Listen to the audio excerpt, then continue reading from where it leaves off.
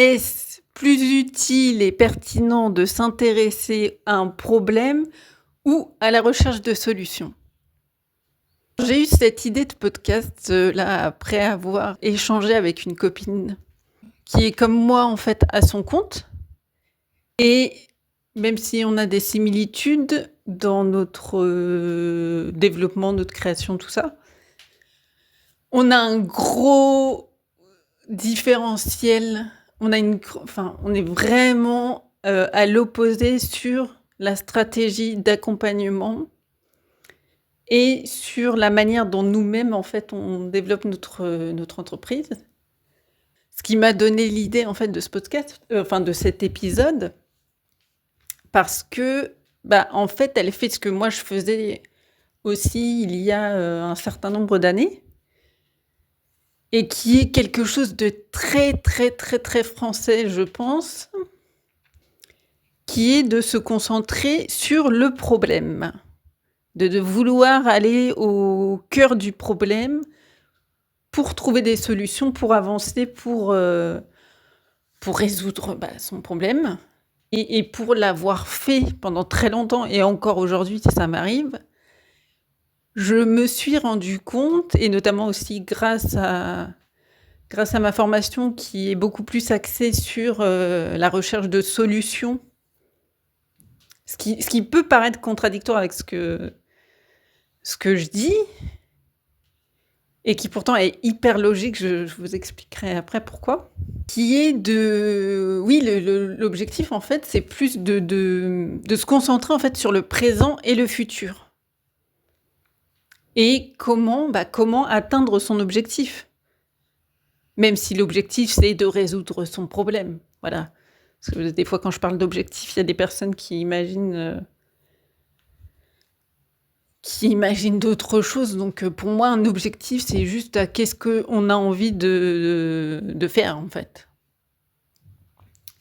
tout simplement.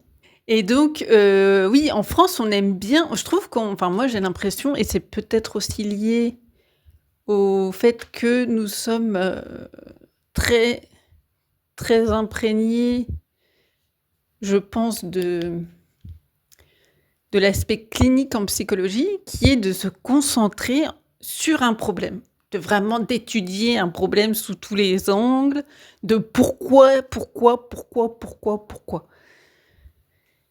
Sauf qu'en fait, même si ça peut être utile, hein, et comme je vous dis, moi la première, je l'ai fait pendant des années et ça m'arrive encore de le faire.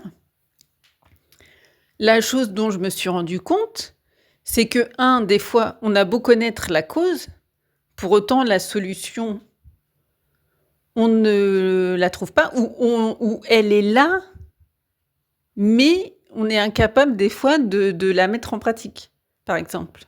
Ou des fois, on va être focalisé donc sur le pourquoi. Il y a des personnes, par exemple, les chercheurs, des fois, certains chercheurs se concentrent sur le pourquoi il y a un problème, vont l'étudier pendant des années et des années. Pour autant, ils vont jamais trouver la solution à leur problème, ou au problème qu'ils étudient. Et en fait, c'est qu'il y a un moment donné, comme je dis, ça peut être hyper pertinent, hein, moi, ça m'a aidé à avancer sur certaines choses. Pour autant, je me suis rendu compte à un moment donné que dans d'autres situations, j'étais quand même bloquée, même quand je connaissais la cause du problème. La solution, je la connaissais aussi. Pour autant, est-ce que j'arrivais à la mettre en pratique? Parfois, non. Parfois, je voyais même pas la solution. Et en fait, c'est parce que quand on est concentré sur le problème, comme je viens de le dire, on est concentré sur le problème. Plutôt que d'avoir l'esprit libre et concentré, orienté sur la solution, on ne voit que le problème. En gros, c'est un peu comme si, pour le coup là, une image, ça aurait été, si j'avais pu mettre un visuel, ça aurait été beaucoup plus parlant. C'est comme si, par exemple, on imagine, justement une image. Vous avez un écran noir. Vous vous dites, mon problème, c'est l'écran noir parce que je veux qu'on me voit, par exemple. Vous regardez que l'écran noir. Bah, comment voulez-vous que la solution, elle vienne? Enfin, ça peut venir, encore une fois. Sauf que là, si vous êtes vraiment concentré, si ça fait des mois, voire des années, que vous êtes concentré sur que vous regardez que l'écran noir, bah, vous ne verrez qu'un écran noir, en fait. Alors que si vous vous dites: «Quelle solution il peut y avoir?» mais vraiment en concentrant l'essentiel de ces pensées sur les solutions et que, bah, pour ça, par exemple, vous prenez du recul, là, bah, vous allez peut-être vous rendre compte que, l'écran noir, en fait, il fait peut-être que 2 centimètres, que c'est peut-être juste quelque chose qui est posé, si on est sur l'image, qu'on reste sur l'image sur le téléphone ou sur votre caméra. Sauf que si vous êtes trop proche du problème, trop concentré dessus, bah, c'est impossible de voir. Ah là, c'est caricatural, hein, ce que je dis, mais c'est voilà, j'aurais peut-être dû prendre d'autres dimensions pour que ce soit un peu plus parlant. Mais en gros, bah, voilà, ça peut être compliqué de voir ce qu'il y a autour de votre problème si vous restez concentré dessus. Alors que comme je dis, bah, si vous prenez du recul physiquement, bah, déjà votre angle visuel va s'ouvrir. Donc vous allez peut-être commencer à voir de la lumière à un endroit, je ne sais pas, un paysage, ce genre de choses. Et vous allez peut-être tester, des choses différentes. Et c'est en testant des choses différentes que vous avez le plus de chances de trouver une solution. Parce que si on comme je dis, on reste concentré, qu'on fait toujours les mêmes choses, il n'y a aucune solution nouvelle qui peut apparaître.